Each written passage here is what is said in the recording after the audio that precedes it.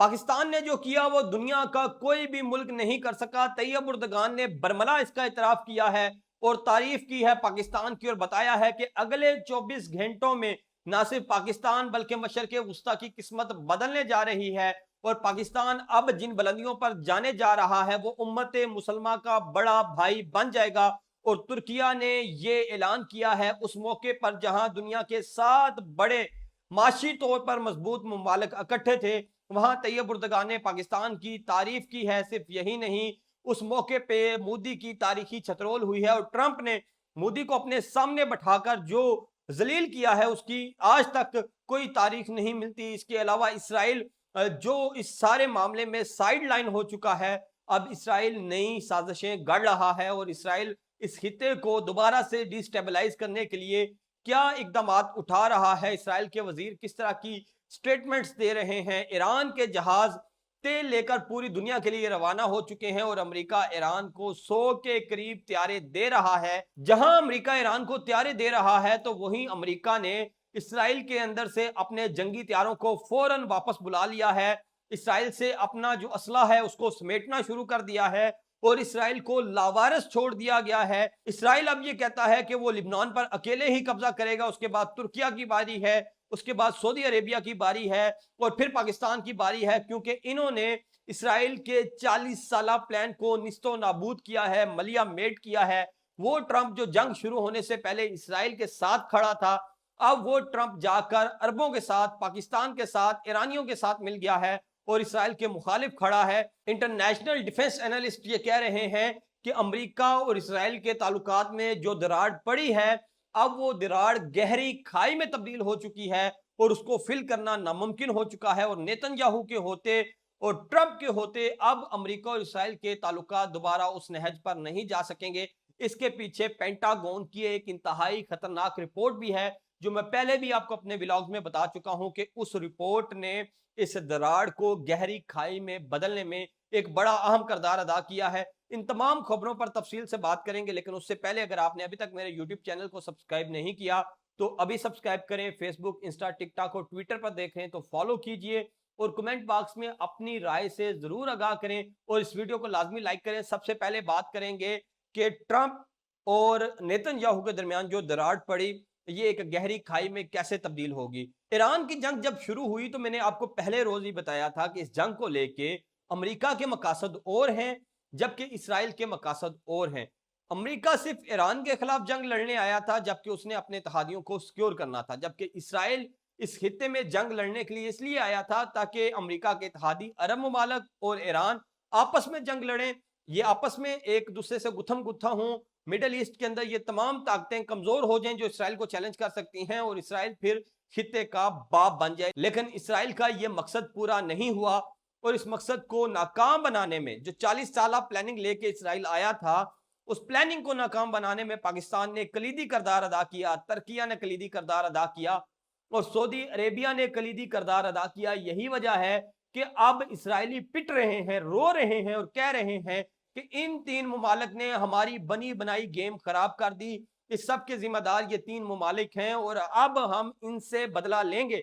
लेकिन क्या इसराइल अकेला बदला ले सकेगा? इस पर बात करने से पहले मैं आपको बता दूं कि पेंटागन ने एक रिपोर्ट जारी की थी और उस रिपोर्ट में बताया गया था कि किस तरह से इसराइल अहम तरीन, आला तरीन अमरीकी ओहदेदारों की जासूसी करवा रहा है, उनकी अहम तरीन मालूमात तक रसाई हासिल कर रहा है। ये रिपोर्ट पेंटागन में बनी और ये रिपोर्ट जब ट्रंप के टेबल पर पहुंची तो ट्रंप ने कहा कि इसराइल की ये औकात, नेतन्याहू की ये औकात कि वो हमारी जासूसी करे और इस हद तक वो हमारे अंदर पेनिट्रेट कर चुका है कि इंतहाई हसास मालूमात इसराइल तक जा रही हैं।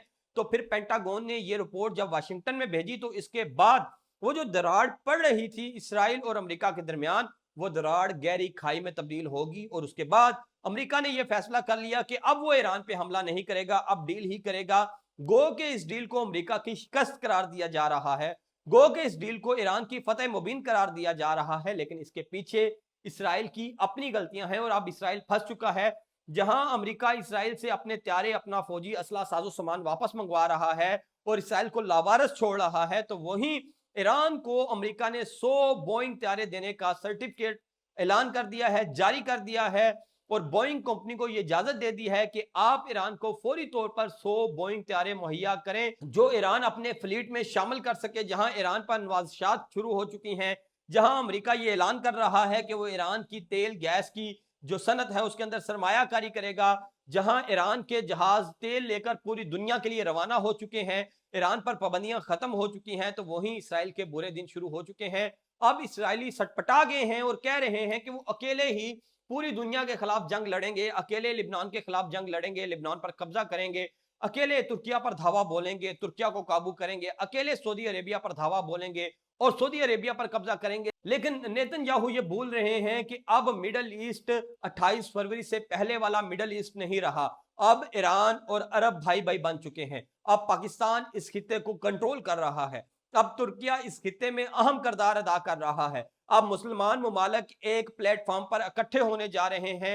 अरब नेटो, मुस्लिम नेटो जैसा कोई इत्तेहाद सामने आने वाला है, जिसके बाद इसराइल की शामत आ जाएगी। और मैं आपको पहले भी बता चुका हूं कि तुर्किया और पाकिस्तान ने खामोशी के साथ इसराइल को उसके पांचों जानब से घेर लिया है। पांचों जानब से मुराद मिस्र की सरहद से, उर्दन की सरहद से, लिबनान की सरहद से, सीरिया की सरहद से और सऊदी अरेबिया की सरहद से। तमाम मुमालिक में, 3 मुमालिक में पाकिस्तान की बेसिस बन चुकी हैं, 2 मुमालिक में तुर्किया की बेसिस है, शाम और मिस्र में तुर्किया है, लिबनान और उर्दन और सऊदी अरेबिया में पाकिस्तान की बेसिस है। और इसराइल के बुरे दिन शुरू हो चुके हैं।